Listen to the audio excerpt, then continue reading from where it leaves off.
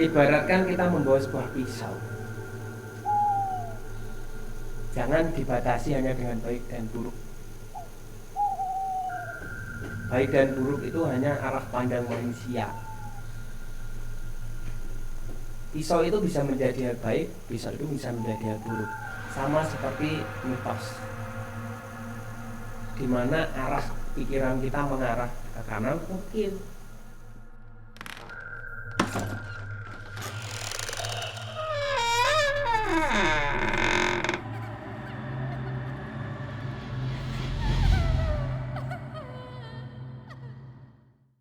Assalamualaikum warahmatullahi wabarakatuh. Selamat datang di Jendela Dimensi.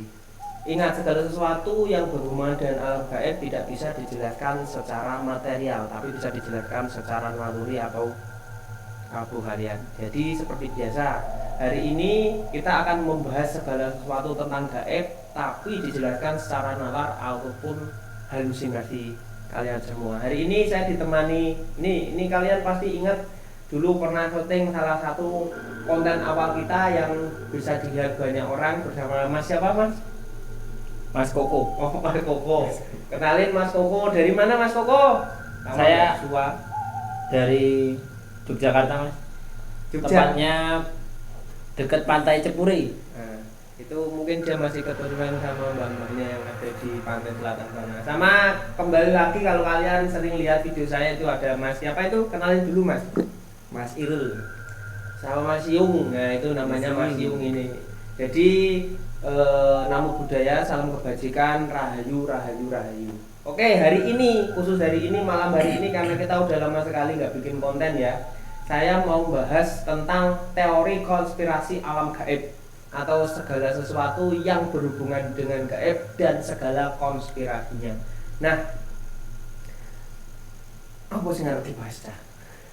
Apa enaknya apa? Jadi gini aja, dulu kita kan udah sering kali membahas tentang hal-hal gaib sama Mas Suhu, Mas Urep, Ya. Mas Suhu Arif.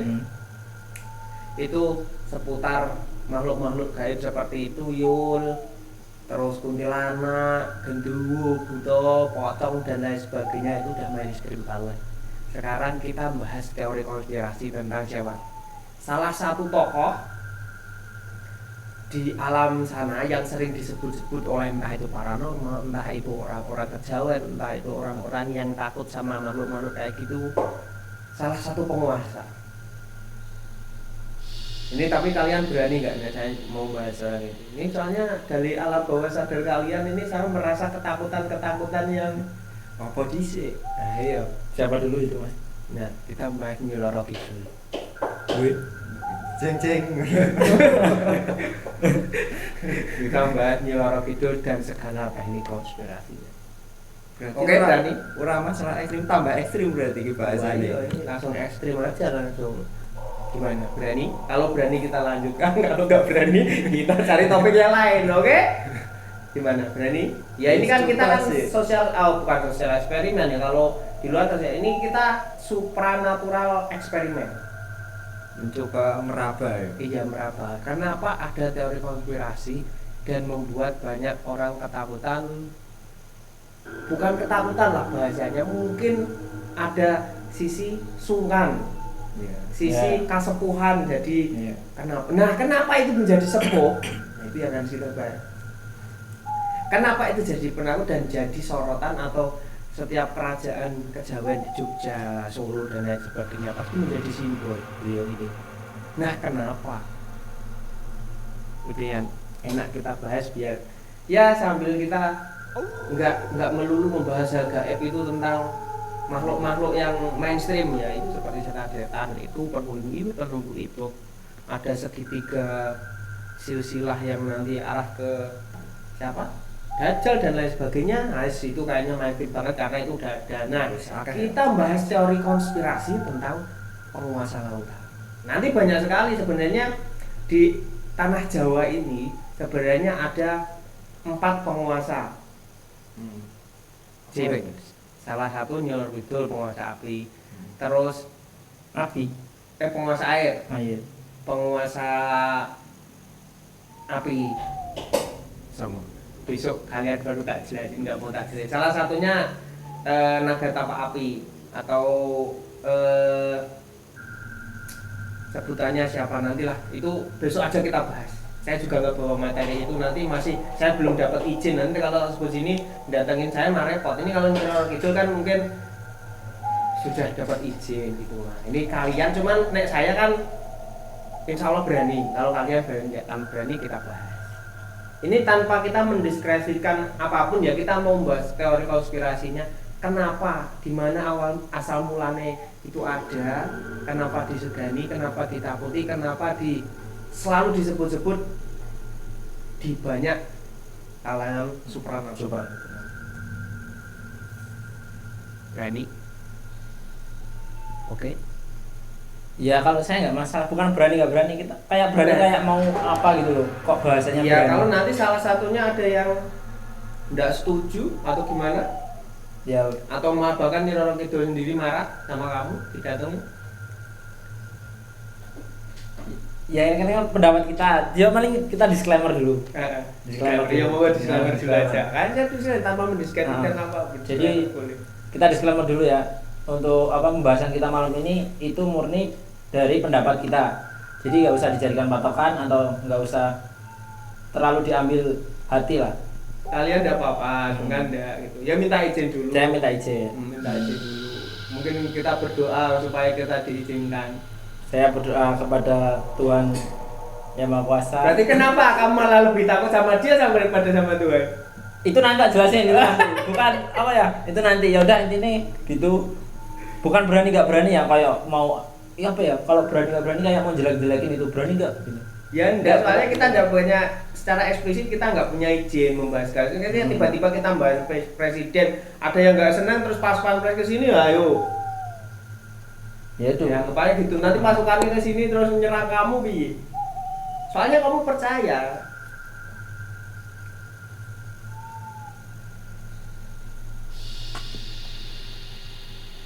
Tanpa kalian sadari, sebenarnya yang saya bahas masalah berani atau tidak itu juga salah satu konspirasi. Membuat sugesti orang atau penggiringan opini tidak berani menjawab dibahas saja. Itu juga salah satu konspirasi. Nah, itu salah satunya yang mau dibahas di sini. Nah, sekarang gini ya. Kita di luar itu kita tidak menjelekkan ataupun tidak menggiring opini orang untuk takut ataupun tidak takut, menghargai ataupun tidak menghargai, tidak ke arah situ lah. Kenapa sebenarnya ada sosok di tanah Jawa khususnya muncul dengan berbagai cerita. Nah, ada berbagai versi cerita tentang Nyi Roro Kidul. Banyak sekali versinya. Ada yang ceritanya bunuh diri di lautan terus akhirnya jadi itu, terus yang mau menikah sama itu ceritanya itu dari Nawang Wulan, tahu pernah dengar kalau yang waktu dari Nawang Wulan itu? Iya, pernah dengar. Yang terlalu ke laut karena apa? Pernikahannya tidak disetujui. Akhirnya jadi penguasa lautan, menjadi mohon maaf jadi makhluk hitam kalau kasarannya, ataupun dan berbagai cerita lainnya. Itu masih banyak lagi versi. Terus Nyi Roro Kidul itu versinya ada 7 lapis, ada yang bilang ada 3 lapis. Nah, sebenarnya itu apanya? Nah, sekarang pendapat Mas Sirul sebagai praktisi supranatural. Nah, apa yang setidaknya dibahas, yang ada yang muncul dalam benak Mas Sirul setelah pembahasan awal tadi, kenapa ada sosok seperti itu muncul dan banyak penguasa-penguasa lainnya, penguasa alam gaib. Apa ya? Ya itu salah satunya yang kita bahas, yaitu Kanjeng Ratu Roro Kidul, Nyi Roro Kidul. Itu Ya, sebenarnya ada banyak. apa yang muncul dalam benak Mas Sirul? Kenapa bisa gaib? Itu pasti yang kalau berang pasti Nyi Roro Kidul itu pasti makhluk gaib. Nah, tuh berarti kalau itu makhluk gaib, tidak mungkin dulu yang menikah sama dalam cerita itu Nawang Wulan terus menjadi makhluk gaib? Kan berarti aslinya manusia. Atau Nawang Wulan itu penduduk langit, memang bukan manusia sebelumnya. Jadi kalau menurut saya, Nah itu kalau menurut kita butuh saya, menurut iya. Anda pendapat bukan kita beritahu, kita jabarkan Iya. sesuai kemampuan kita berpikir.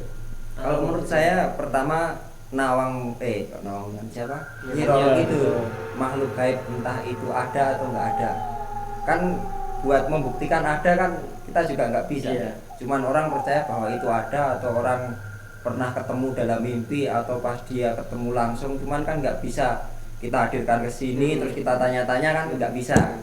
Pertama makhluk gaib. Untuk asal usul jelas kita nggak tahu, orang yang mau ditanya aja nggak ada. Semua mitos. Iya, entah mitos itu benar atau enggak kan kita nggak tahu.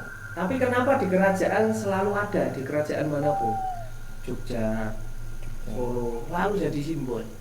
Setelah mendapat wahyu nanti ketemu sama beliau dulu, dapat izin dari beliau dulu, sampai di keraton mana di Parangkusumo itu sampai ada Ya. tempat penyambutan khusus buat beliau. Iya. Atau itu hanya konspirasi orang-orang? Ya bisa jadi. Kenapa Kalau dibuat seperti konspirasi itu? kok, kalau konspirasi Ya. kok sampai ada tugunya, ada apa ya, gapura penyambutan. Nah, itu. Cuman sebatas sampai mulut. Tapi kalau udah kayak gitu ya, Nggak baik. ya bisa konspirasi juga. Nah, itu kenapa bisa terjadi seperti itu? Banyak ritual-ritual di keraton yang sedekah laut, ngelarung, dan lain sebagainya. Beliau juga tahu seperti apa ini lah. Budaya itu, ya budaya. Nah, di tempat seperti itu dibangun untuk ritual penyambutan. Pasti ada asal muasalnya. Asal muasal itu kenapa? Konspirasi atau ada unsur ini atau unsur budaya dan lain sebagainya. Wah, itu nolong kerajaan ngamuk, iya nolong itu. Oh iya, sensor. Nolong kerajaan ngamuk piye iki? Kan Wah. konspirasi. Ya bisa juga kamu ya. Ayo kenapa? Itu coba nganu perlebar imajiner kalian. Iya Mas Eko. Kalau saya yang sebagai orang Jogja ya, Iya. kalau itu urban legend lah. Itu dari turun temurun, dari mbah saya itu ceritanya masih gitu. Kalau ada di pantai selatan itu penguasa, kalau mbah saya nyebutnya siapa agak lupa saya, sorry bentar. Kanjeng Ratu, Nyai Ratu. Iya, ada kanjengnya tapi bukan Nyi Roro Kidul. Jadi Kanjeng Ratu Kidul. Kanjeng Ratu Kidul ya. Nah, Itu mbah saya nyebutnya gitu. Soalnya kata ya itu ada hubungannya sama kerajaan Mataram ya, iya. Saya itu ada Mataram, dulu ada putra mahkotanya itu kan punya hajat, terus semedi di pinggir laut. Ditemani beliau. Nah, ditemani beliau, terus ada ikatan lah, ada kesepakatan antara mereka agar kerajaannya terbangun, dan itu ya, seperti itu sampai sekarang. Makanya ada gapura di pantai selatan sana, tepatnya di pantai Parangtitis itu. Nah, itu salah satunya dulu titik temunya di situ. Nah, itu dari cerita-cerita mbah saya gitu. Jadi itu emang kembali ya urban legend. Urban legend. Itulah kebiasaan orang Jawa atau Indonesia. Sama kami kos. Kenapa ada makhluk-makhluk aneh-aneh itu? Urban legend. Kenapa sosok mitos itu menjadi besar? Karena yang membuat urban legend keluarga kerajaan. Itu bisa sesuatu yang dibuat kerajaan akan menjadi mengusir. Karena powernya gede ya, karena powernya gede. Tapi apakah efeknya akan buruk? Nek menurutnya Mas, Efek apa? efek dari cerita-cerita itu kan nggak tentu juga. Kita membahas efek ya. Ibaratkan kita membawa sebuah pisau.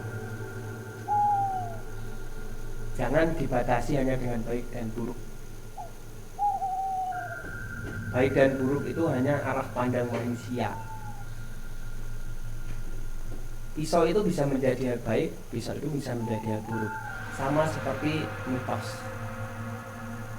di mana arah pikiran kita mengarah ke kanan ke kiri. Nah, makanya itu selalu saya jelaskan, segala sesuatu yang berhubungan dengan gaib tidak bisa dijelaskan secara materi, karena tidak bisa dibuat menjadi materi. Kalau hal sesuatu yang menjadi gaib ya gaib.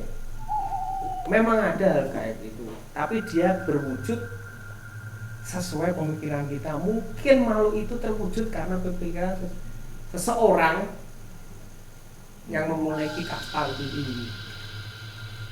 Wujudlah sebagai penguasaan itu. Nah, doktrin pikiran mereka, kalian bahkan semuanya, ada makhluk, sosok makhluk yang memiliki kasta tinggi seperti hierarki. Seandainya ada makhluk itu memang benar-benar, kalau seandainya dia memang udah ada dari dulu dan diberi pangkat, karena kok udah ngaku gaya, makhluk itu udah ada dari dulu dan dia diberi pangkat ataupun hasil negosiasi, wes kue meletak di Laut Selatan dan kamu memiliki pangkat sebagai Kanjeng Ratu saja. Nah, Kanjeng Ratu mana yang diterima atau dibuatkan tugu di Parangkusumo? Tidak ada yang tahu hanya orang yang pernah ketemu. Nah, kenapa banyak orang yang ritual ke sana? Teori konspirasi. Teori konspirasi. Yang paranormal yang mencari uang dari situ, yang dari segi budaya ya membudayakan itu. Benar nggak kalau seandainya kita arah pikirannya ke sana? Jangan mendiskreditkan pikiran kita ke arah yang belum tentu benar. Sampai kadang-kadang orang takut, nggak berani aku pakai baju hijau di sana. Gini, dari tadi apa ya? Sebenarnya aku mau ngomong gitu. Kayaknya dari tadi tuh arah pembicaraannya rada nggak pas nih hatiku loh, Mas. Iya. Boleh. Ini namanya konspirasi boleh. Ya. Jadi tak rasa dari tadi tuh kita bahas konspirasi gitu. Tapi seakan-akan kita ngiring masing bagiku ya. Giring kalau sosok itu nggak ada itu. Nah itu kayak saya kurang itu, Mas. Soalnya saya kan sebagai warga asli sana. Apa yang membuat Anda percaya kalau itu memang ada? Kalau saya ya, satu itu Karena cerita. asal usul dari tiap orang di sana tuh ceritanya sama seperti itu. Tidak ada yang beda-beda lah. Cuma itu namanya satu frekuensi. Garis besar sih itu. Terus kalaupun itu nggak ada, kenapa kayak misal ritual-ritual gitu konsisten selalu Makanya ada saya tiap bilang tahun. konspirasi dibuat konspirasi oleh oknum tertentu untuk menjadi sebuah budaya atau sebuah wadah untuk supranatural. Yoen iki kan pembahasannya kan Mas Rian iki to. Apa menempatkan kuwi iki seolah ada iso, nggak ada ya juga iso. Ngono to? Mas Rian mau.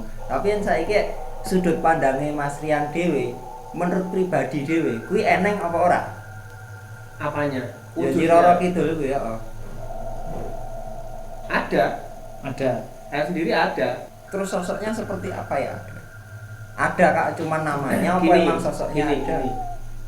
Kalian percaya ada hantu ya?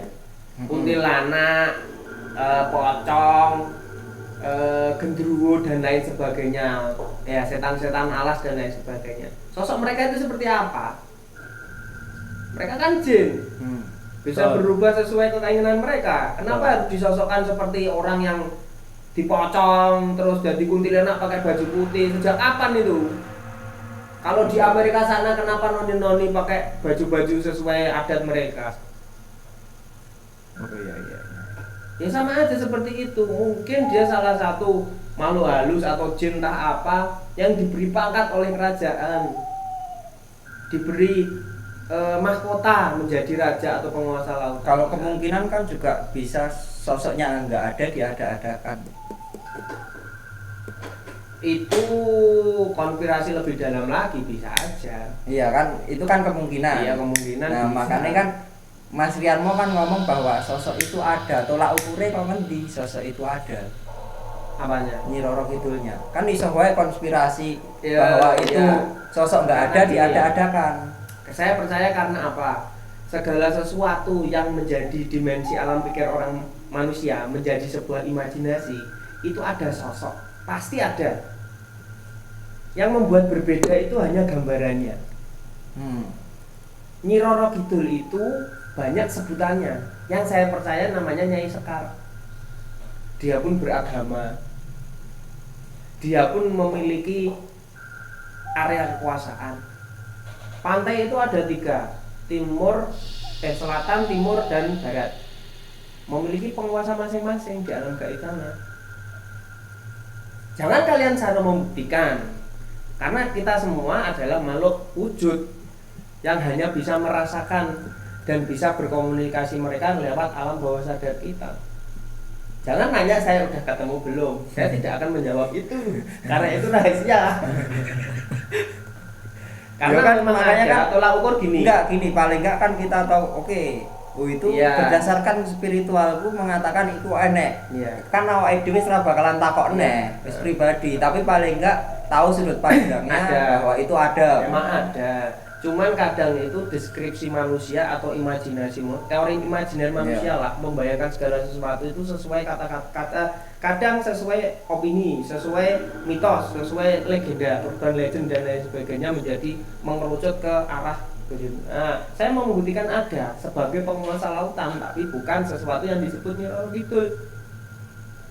Nah, bisa aja ada ribuan jin yang berubah menjadi Nyi Roro Kidul waktu selevel supranatural, level kecamatan kan bisa, bukan level kerajaan. Karena ada tingkatan dalam supranatural itu. Nah, jin biasa menjadi Nyi Roro Kidul pakai jubah hijau-hijau, pakai loncat keliling. Hih, Nyi Roro Kidul datang. Saja. Bisa aja. Bisa aja. Ya jadi kan. Nah, sebenarnya makhluk gaib itu kita sebagai orang beragama, agama manapun disuruh percaya. Agama manapun, Agama apapun disuruh percaya kalau alam gaib itu ada. Kecuali ateis ya. Tidak, itu bukan agama atau jadi segala sesuatu yang berhubungan dengan gaib itu hanya sesuatu yang digiring opininya untuk menjadi wujud dan tergambar.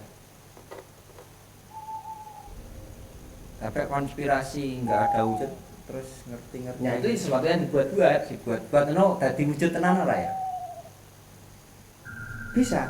Apa engko terus makhluk halusnya maca iki. Nah, makanya gini ya. Tak kasih cerita lagi. Kenapa orang yang diarah di utara sana, yang notabene dekat sama kerajaan Kian Santang atau Prabu Siliwangi, kenapa di sana banyak kodam yang singa? Macam ya. Karena pasukan Prabu Siliwangi. Kesimpulannya gini, segala sesuatu yang selalu dibahas tentang gaib, permodelan gaib, perdoaan gaib, perjimatan dan lain sebagainya, sesuatu yang dibentuk oleh manusia melewati alam bawah sadar yang didasarkan oleh urban legend atau cerita rakyat. Oke, sudah cukup untuk cerita malam hari ini. Dari konspirasi ini iso diarahke satu ning budaya, loro supranatural ya toh. Telu Tapi kan ambil kesimpulan toh kok. Iya, harusnya 3 iki mau ya kan. Iki kok men nek telu iki. Wah sing endi? Nah, ya wis pokoknya benar juga. Jadi wujud, nama, bentuk, tempat bisa dibutuhkan dari 3. 1, apa mau? Budaya. 2, supranatural. Ya, untuk penguat ya supranatural. 3, cinta cini. Cinta dunia. Cinta cini. Oke ya, udah ya, kalian semua udah paham ya. Jadi segala sesuatu yang dijelaskan di sini itu tentang konspirasi alam gaib ya, salah satunya kayak gitu. Nanti kita akan bahas segala sesuatu lagi yang sering rame-rame dibahas orang. Jadi kayak babi ngepet udah, terus tuyul udah, kuntilanak wis ra penting apa dina bahas kuntilanak jeleh ae ya. Nah, ono tak kuncire rambutnya doan. Iki sing masalah lurah bayang kayane ya kan clorot. Lurah. Biasanya lurah nang desaku. Iki umpamane arep kepilih, kuwi beberapa hari sebelumnya itu kayak enek cahaya. Waduh. Jarang dibahas. Pilkada. Nggak Bahas ada. politik cok Nggak ada ya. Bahas politik. Wes. Udah gitu dulu kayak apa sobat dimensi untuk hari ini. Jadi cerita teori konspirasi ya, teori konspirasi. Konspirasi gaib sudah dibahas tentang itu ya. Jadi segala sesuatu yang ingin kalian temukan sendiri atau kalian kesimpulkan sendiri monggo aja. Kita nggak mau membahas untuk mendiskreditkan kepercayaan orang atau budaya seseorang tentang siapa-siapa itu karena mereka memiliki dasar dan cerita masing-masing. Jadi ya kalau pendapat kami kayak gitu. Aku apa kowe cah? Oh iki ora iki cah Jogja. Ini saya ngono kontrol Ya. tema itu. Kita ambil sisi positifnya aja. Ya, di positifnya aja. Segala sesuatu itu bisa diudek-udek orang mung ning gedung DPR tok. Kok barang itu bisa dibahas. Oke, sementara gitu dulu. Sampai ketemu di konten lainnya. Udah, nggak ada pesan buat sobat dimensi semua. Kalau ada pertanyaan atau request boleh Ke Mas Eko, ke Mas Koko. Mas itu. Mas editor. Ya udah, sementara gitu dulu Ke semuanya. komentar. Salam Rahayu.